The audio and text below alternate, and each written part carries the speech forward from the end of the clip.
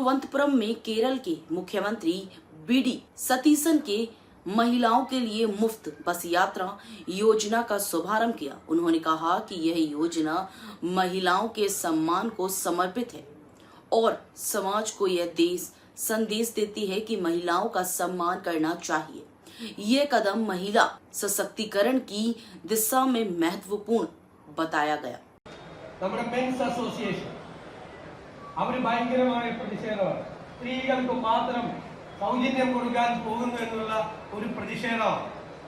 അപ്പോൾ അവർ വേറെ ബസ്സിലൊക്കെ യാത്ര ചെയ്യുന്നുണ്ട്. അതൊരു രസകരമായ ഒരു കാര്യം കൂടിയായിട്ടാണ് ഞാൻ കാണുന്നത്. അതിനോടൊന്നും നമുക്കൊരു വിരോധമില്ല. പക്ഷെ എല്ലാ പ്രശ്നം എന്താ, പൊതുവായി എല്ലാ പുരുഷന്മാരെയും കുറിച്ചല്ല ഞാൻ പറയുന്നത്. ഞാനൊരു പുരുഷ വിരോധി ഒന്നല്ല.